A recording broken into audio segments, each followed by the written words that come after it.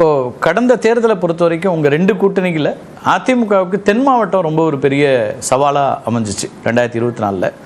அப்போ இந்த தென் மாவட்டத்தை அதற்கான களம் எப்படி இருக்குன்னு பார்க்குறீங்க? நீங்கள் அங்கே இருந்து இருக்கிறதுனால அந்த முழுமையாக களத்தை அறிந்து ஒருத்தர், அது ரொம்ப ஒரு கன்டியூசிவாக இருக்கா? ஏன்னா திரு டிடிவி தினகரன், திரு ஓ பன்னீர்செல்வம் இவங்கெல்லாம் இல்லாமல் உங்களுடைய கூட்டணி நிறைவு பெறுமா, வாக்குகள் செதறாமல் இருக்குமாங்கிற கேள்விகள் எல்லாரும் வைக்கிறாங்க. இல்லை, அதாவது என்னென்னா ஒவ்வொரு காலகட்டத்திலையும் தமிழ்நாடு மக்கள் எப்படி வாக்களிப்பாங்க அப்படின்னா, பாராளுமன்றத்திற்கு ஒரு வாக்கு, சட்டமன்றத்திற்கு ஒரு வாக்கு. பாராளுமன்றத்தில் யார் பிரைம் மினிஸ்டர் அப்படிங்கிறதுக்காக ஒரு வாக்கு போடுவாங்க, சட்டமன்றத்தில் யார் முதலமைச்சர் அப்படிங்கிறதுக்காண்டி போடுவாங்க. ஏற்கனவே இருக்க முதலமைச்சர் நல்லா செயல்பட்டுருக்காரா, ஊழல் இருக்கா, இதை பார்த்து ஆன்டி இன்கம்பன்சி இருக்கா, இதை பார்த்து மாற்று முதலமைச்சர் கொண்டு வரணுமா, இதையெல்லாம் வச்சு தான் அவங்க வாக்கு போடுவாங்க.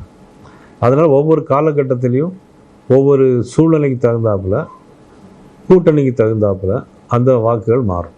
இப்போ இந்த தேர்தலை பொறுத்த வரைக்கும் பாஜக ஒரு கூட்டணி அமைக்கிறது, ஏற்கனவே இருந்த தேர்தல், நீங்கள் ஏற்கனவே நிலைப்பாடு என்னென்னா 2026 ஒரு கூட்டணி ஆட்சியை பாஜக தலைமையில் அமைப்போம் அப்படின்னு திரு அண்ணாமலை சொல்லியிருந்தார். திரு அன்புமணி உள்ளிட்டவர்கள்லாம் அந்த கூட்டணி ஆட்சியில் நாங்கள் இடம்பெறுவோம் அப்படின்னு சொல்லியிருந்தாங்க. இன்றைக்கி தேசிய தலைமை அல்லது நீங்கள் எல்லாரும் சேர்ந்து ஒரு முடிவு எடுக்கிறீங்க, 2026 திரு எடப்பாடி பழனிசாமி தலைமையில் இங்கே ஒரு ஆட்சி அப்படிங்கிற ஒரு இடத்துக்கு வரீங்க. அப்போ இந்த ஒரு மாற்றம் வருதா? என்ன அடிப்படையில் இந்த கூட்டணி அமைத்தாக வேண்டும்ங்கிற ஒரு இடத்துக்கு வர்றீங்க? இல்லை, என்னை பொறுத்தவரையில் தமிழ்நாட்டில் இன்றைக்கி இருக்கக்கூடிய சூழ்நிலையில் மது பழக்க வழக்கங்கள், போதைப் பொருட்கள், பாலியல் வன்கொடுமைகள், சட்ட ஒழுங்கு சரியில்லை, பள்ளிக்கூடத்தில் மாணவர்கள் தாக்கப்படுறாங்க, அறிவாளை வச்சு விட்டுறாங்க, எந்த கட்டுப்பாடும் இல்லை, காவல்துறை சட்டம் ஒழுங்கு அவங்க காப்பாற்றுறதுல முயற்சிக்கிறாங்களா இல்லையாங்கிற சந்தேகம், இதையெல்லாம் முதலமைச்சர் கட்டுப்படுத்துகிறாரா என்கிற சந்தேகம், இதையெல்லாம் வைத்து பார்க்கும்போது இந்த அரசு இன்னும் வேண்டுமா அப்படிங்கிறதான் எங்களுடைய எண்ணம். ஆகவே இந்த அரசு இருக்கக்கூடாது, அதனால் நாங்கள் கூட்டணியெல்லாம் சேர்த்து வச்சு போட்டியிடுவது. அதில் மாற்று கருத்தில் ஏற்கனவே இருந்த நிலைப்பாடு அதுதான். திமுக ஆட்சியை அகற்ற வேண்டும் அப்படிங்கிறது பாஜகவுடைய எண்ணம், அதிமுகவுடைய எண்ணம், மற்றவர்களுடைய எதிர்க்கட்சிகள் எண்ணம் அதுவாக இருக்குது. அதே தான் முன்னாடி இருந்துச்சு. அப்போ திமுக ஆட்சி அகற்றிவிட்டு பாஜக தலைமையில் கூட்டணி ஆட்சி அப்படின்னு ஒரு நடைமுறை அவர் முன் வச்சார். இப்போ வெறும் பிஜேபி கூட்டணி மட்டும் அதை செய்ய முடியாதுங்கிறதுனால அதிமுகவையும் சேர்க்க வேண்டிய ஒரு இடத்திற்கு பாஜக வந்திருக்குன்னு பார்க்கணுமா? இல்லை, எல்லாரும் சேர்ந்தால் தான் ஜெயிக்க முடியும். ஸோ வெற்றிக்கான ஒரு அணுகுமுறை அப்படிங்கிறதுலேருந்து இந்த கூட்டணி அமைக்கிறத முடிவு. வெற்றிக்கான அச்சாரம். நீங்கள் நிறைய தேர்தல் களத்தை பார்த்துருக்கீங்க. ரொம்ப குறிப்பாக திருநெல்வேலி மாதிரி ஒரு ஊரில் எல்லா சமூக மக்கள், எல்லா மத ரீதியான மக்கள் அப்படின்னு எல்லாருக்கிட்டையுமே அன்பாக இருக்கிறவர், எந்த கட்சியில் இருக்கீங்கிறதெல்லாம் கடந்து அவங்களோட ஒரு இணக்கமான ஒரு நட்பு, ஒரு திருமணம் அல்லது நல்ல காரியம் கெட்டது இதனால் அங்கே போய் நிற்கிற ஒருத்தர். இப்போ இந்த சூழலில் இருந்தால் நீங்கள் சொன்னீங்க பொதுகை மலை தென்றலாகத்தான் நான் இருப்பேன் அப்படின்னு ஒரு கருத்து சொல்லி நீங்கள் ரொம்ப முக்கியமான. ஏன்னா உங்கள் இயல்பு படியும் உங்களை பார்க்குற எல்லாருடைய ஜட்ஜ்மெண்ட்டும் அதுவாக தான் இருக்கும். ஒரு புயல் வீசிட்டு இருக்கிற ஒரு களத்தில் தென்றலாக எப்படி செயல்பட முடியும்? அது அது அது இன்னொரு விதமான ஒரு அணுகுமுறையாக இருக்கும் அரசியல். அதை எப்படி பார்க்குறீங்க? புயலுக்கு பிறகுதான் அமுத மழை பொழியும். ஒரு புயல் அடித்து முடித்த பிறகு தான் மழை பெய்யும், நாட்டில் அமைதி வரும், சுபிட்சம் வரும். அதனால் அது அப்படி ஒரு சூழ்நிலை வந்திருக்கு. ஓகே, இப்போ பாஜக பொறுத்த வரைக்கும் உங்களோட இலக்கு அப்படின்னு என்ன வச்சுருக்கீங்க? தேர்தல் இதெல்லாம் ஒரு பக்கம் இருக்குது. ஒரு தலைவராக வரும்போது இந்த கட்சியை நான் இந்த மாதிரியான ஒரு கட்டமைப்பு உருவாக்குறது அல்லது அடுத்த 3 ஆண்டுகள் இந்த விஷயங்களை செய்யணும்னு உங்களுக்கான திட்டமிடல் அப்படின்னு அதை வச்சுருப்பீங்க. இப்போ அடுத்த ஓராண்டில் தேர்தல் வருது. இப்போ என்ன பொறுத்தவரையிலையும் பாரதிய ஜனதா கட்சியை பொறுத்த மட்டும் என்னென்னா இன்னும் நிறைய பேர் உறுப்பினர்கள் சேர்க்க வேண்டியிருக்கு. உறுப்பினர்கள் சேர்த்து எங்களுடைய பூத் கமிட்டி கிளைகளெல்லாம் வலுப்படுத்தி நாங்கள் எங்கள் சைடில் தேர்தலுக்கு தயாராக வைக்கணும். அதுபோல் தலைமை கூட்டணியில் யார் யாரெல்லாம் சேர்க்குறாங்களோ அவங்களோடு சேர்ந்து பேசி இந்த திமுக ஆட்சிக்கு நமக்கு ஒரு மக்களிடம் ஒரு விடிவு வாங்கி கொடுக்கணும். தான் நீங்கள் திமுகவை வீழ்த்துவதற்காக எல்லோரும் ஒன்றாக இணைய வேண்டும் அப்படிங்கிறீங்க. அப்போ அவ்வளோ வலுவான இடத்துல திமுக கூட்டணி இருக்குது அப்படிங்கிறதாக பொருள்படுதில்லை. அவங்கள வீழ்த்த முடியாத அளவுக்கு அவங்க உறுதியாக இருக்கிறாங்க அப்படின்னு நீங்களே ஏற்றுக்கொள்வதா? அவங்க தனிப்பட்ட திமுக இல்லையே, கூட்டணி தான். அவங்களும் தனித்தனியாக திமுக நாங்கள் தனியாக நிற்கிறோம், நீங்கள் தனியாக நில்லுங்க அப்படின்னு சொன்னால் நாங்களும் தயாராக இருக்கிறோம். இப்போ ஒரு சிக்கல் பாஜக எதிர்கொண்டுட்டே இருக்கு. அதாவது திமுக கூட்டணி அமைந்ததுலேருந்தே ஒன்று பாஜக எதிர்ப்பு, ரெண்டாவது மாநில நலன் அப்படிங்கிற விஷயத்தை முன்னிறுத்திட்டே இருக்காங்க. பாஜகவை மாநில நலனுக்கு எதிரான ஒரு கட்சி அப்படிங்கிற விமர்சனத்தை தொடர்ச்சியாக முன் வைக்கிறாங்க. அது உங்களுக்கு ஒரு சவாலாக அங்கே இல்லையா? இங்கே அதுதான் சவாலாக இருக்கா? மக்களுடைய விஷயத்துலையும் அவங்க சொல்கிறது எல்லாமே முன்னுக்கு பின் முரணாக இருக்குது. மாநில நலன்கிறது அகில இந்தியா ஃபுல்லாக நீட் இருக்குது. இன்றைக்கி நீட்டை கொண்டு வருவோன்னு சொல்கிறாங்க. என்றைக்கு சொன்னாங்க? தேர்தலுக்கு முன்னாடியே சொன்னாங்க நீட்டை கொண்டு வருவோம்னா. அவங்களால கொண்டு வர முடிஞ்சுதா? அது ஒரு பொய் பிரச்சாரம். எப்படின்னா, ஏற்கனவே சட்டமன்றத்தில் அதிமுக ஆட்சி காலத்தில் நீட்டு வேணும்னு தீர்மானம் நிறைவேற்றப்பட்டு பிறகு கவர்னருக்கு போய் அங்கேருந்து ராஷ்டிரபதி ரிஜெக்ட் பண்ணிட்டார். உங்களுக்கு தெரியும், ஒரு சட்டத்தை ராஷ்டிரபதி ரிஜெக்ட் பண்ண பிறகு மறுபடியும் 2வது முறை வைக்கிறதுங்கிறது அது ஒரு வேணுமா வேண்டாங்கிற தேவையில்லாத ஒரு விஷயம். அது இன்னொன்று, நீட்னால் எல்லா மாணவர்களும் படிக்கிறாங்க. நீட் வேண்டாம்னு சொல்லி தமிழ்நாட்டில் உள்ள மருத்துவக் கல்லூரிலாம் கோர்ட்டுக்கு ஸ்டேக்கு போனாங்க.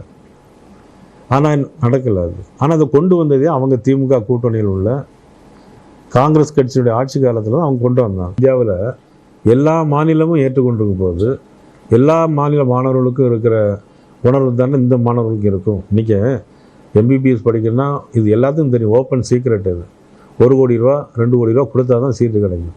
இன்றைக்கி நீட் எழுதி பாஸ் பண்ணால் அவங்களுக்கு மினிமம் பணம் கட்டினா போதும். பிறகு இன்றைக்கி மாநில சுயாட்சி கொண்டு வந்திருக்காங்க. 50 வருஷமாக தமிழ்நாட்டில் இதுதான் நடக்கும். முல்லை பெரியாறு பிரச்சனை, காவிரி பிரச்சனை, பிறகு ஒவ்வொரு பிரச்சனையும் இப்போ மேகதாது, தாது மணல், எது நடைமுறை சாத்தியமாக இருக்குது. தீர்மானம் மட்டும் சட்டமன்றத்தில் போட்டால் மட்டும் போகிறோமா? பாராளுமன்றத்தில் போய் இவங்களுடைய பாண்டிச்சேரி உள்பட பாராளுமன்றத்தில் போய் பேச வேண்டியதை தீர்மானம் மட்டும் போட்டுட்டு வீட்டில் இருந்துட்டா காரியங்கள் நடைபெறுமா?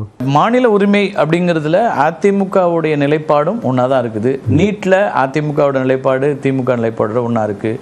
மொழி கொள்கையிலேயும் அவங்க அதிமுக ஒன்றாக தான் இருக்காங்க. நீங்கள் சொல்கிற எல்லா விமர்சனங்களும் அதிமுகவுக்கும் சேர்ந்து வருது. பாமகவும் உங்களை கடுமையாக அந்த விஷயங்களில் திமுக தரப்புலேருந்து தான் நிற்கிறாங்க. இப்போ சட்டமன்றங்களில் ரெசல்யூஷனை பாஸ் பண்ணும்போதோ நீங்கள் மட்டும்தான் வெளிநடப்பு பண்ணுறீங்க, மற்ற எல்லாரும் ஒன்றா நிற்கிறாங்கும் போது இப்போ தேர்தலுக்கு போகும்போது இது ஒரு நெருக்கடியாக வராதா?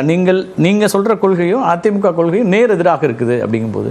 இல்லை, அது அவங்களுடைய கொள்கை. ஆமாம், கூட்டணி எங்களுக்கு தேர்தலில் எங்களுக்கு கூட்டணி, எங்களுக்கு எதிர்ப்பு திமுக, எங்களுக்கு கூட்டணி, அவ்வளோதான். இப்போ தமிழ்நாட்டிற்கான திட்டங்களை கொடுக்கறதுலேருந்து பல விமர்சனங்களை வைக்கிறாங்க. ஒரு நல்ல வாய்ப்பு, ஓராண்டு இருக்குது, திரு நயனா நாகேந்திரன் தலைவராக இருக்கிறார்.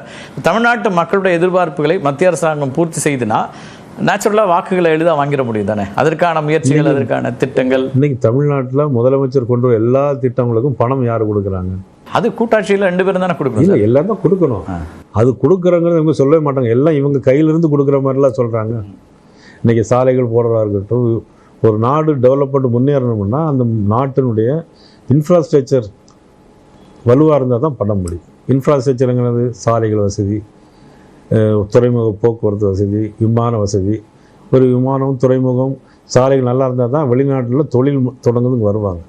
தொழிற்சாலைகள் வரும். ஆமாம், தொழிற்சாலை வேலை வாய்ப்பு கிடைக்கும். வேலை வாய்ப்பு நிறைய பேர் வேலை கிடைக்கும். அது எப்படி கிடைக்கும்? ஆமாம், இது எல்லாமே மாநிலங்கள்லேருந்து வரக்கூடிய வரி தானே. மத்திய அரசாங்கத்துக்குன்னு வரி எதுவும் நேரடியாக கிடையாதுல்ல. அப்போ மாநிலங்களுக்கு திருப்பி மத்திய அரசாங்கம் இதுதான் கூட்டாட்சி தத்துவத்தில் இருக்கிறது. இல்லை, இருக்குது. ஆனால் இன்னைக்கு ஜிஎஸ்டி வாங்குறாங்கன்னா 50%, இன்னைக்கு 50% ஏற்கனவே மாநில அரசு கொடுத்துட்றாங்க. அப்படி இருக்கிற 50%ல் தான் 29% இன்னைக்கு மாநில அரசு கொடுக்குறாங்க. மாநில அரசு கொடுக்குறாங்க. ஆனால் இவங்க ஒன்றுமே தரல, 1 ரூபா வாங்கினா 29 பைசா தான் தர்றாங்க. இந்த ஒரு பொய் பிரச்சாரத்தையே பண்ணிகிட்டு இருக்காங்க.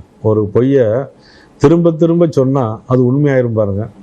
தீர்மானங்களையே போட்டுக்கிட்டு இருந்தால் இந்த மக்களுக்கு, தமிழ்நாட்டு மக்களுக்கு என்னைக்கு இவங்க நல்லது செய்ய போகிறாங்க? தீர்மானம் மட்டும் போட்டால் நேரே போய் பிரைம் மினிஸ்டரை பார்த்து இது செய்யுங்கன்னு சொல்லி ஒரு அணுகுமுறையோட பேசணும் தவிர முரண்பட்ட கருத்துக்களோட. டீலிமிட்டேஷனுக்கு நேரம் கேட்டிருக்காங்க, பிரதமரை சந்திக்கிறதுக்கு லெட்டர் அனுப்பிச்சிருக்காரு. நான் டீலிமிட்டேஷன் பார்லிமெண்ட்டில் யாரும் சொல்லவே இல்லை இது வரைக்கும். டீலிமிட்டேஷனில் பார்லிமெண்ட்டில் கொண்டு வரணும்னு சொல்லலை. எந்த மத்திய அமைச்சர்களும் நாங்கள் 26 நேரம் முடியுது, அதனால நம்ம அதை செய்ய வேண்டியிருக்கு அப்படின்னு அவங்க முன்வைக்கிறாங்க.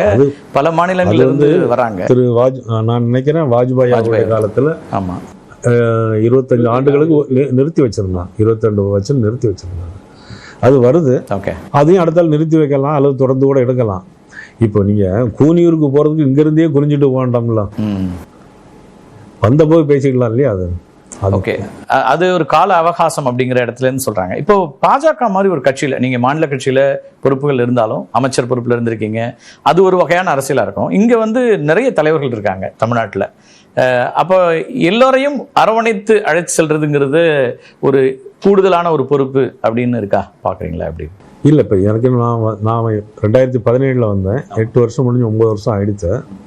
எல்லாரும் எனக்கு நண்பர்களாக தான் இருக்கிறாங்க. ஆமா, அது வந்து தலைவர் ஆகிற வரைக்கும் நண்பர்கள், தலைவர் ஆன பிறகு அதே விதமாக எல்லாரையும் ஒரே நம்ம தான் எல்லாம் செய்ய போறோம் அப்படிங்கிறத வச்சுட்டு இல்லாம எல்லாரையும் சேர்த்து ஒரு காரியங்கள், எந்த காரியங்கள் அவங்களையும் சேர்த்து வச்சு செஞ்சுட்டோம்னா அந்த குறை இருக்காது இல்லையா? நிறைய தலைவர்கள் இருக்கிறது கூடுதல் பலம் கூட அப்படின்னு பாக்குறீங்க. அவங்களோட அனுபவங்களை பயன்படுத்திக்க முடியும். இல்லை, நிச்சயமா. இப்போ ஒவ்வொருத்தருக்கும் ஒவ்வொரு திறமை இருக்கும். எல்லா திறமையும் நம்ம பயன்படுத்திக்கலாம் இல்லையா? இப்போ ஒரு கட்டமைப்பு உருவாக்கப்பட்டுருச்சா? நீங்க வந்து கட்சி வந்து பர்செப்ஷன் ஆங்கிளில் செய்திகள் இருக்குது, சமூக ஊடகங்கள் இருக்குது, அப்படின்லாம் இருக்குது. ஒரு தேர்தல் களத்தில் ரொம்ப முக்கியம், உங்களுக்கு தெரியும், வாக்குகளை கொண்டு வந்து சேர்க்கறதுக்கு பூத் ஏஜென்ட்ஸ்லேருந்து எல்லாமே தேவைப்படும். அப்படியான ஒரு கட்டமைப்பு பாஜகக்குள்ளே உருவாக்க முடியுமா அந்த தேர்தலுக்குள்ளே?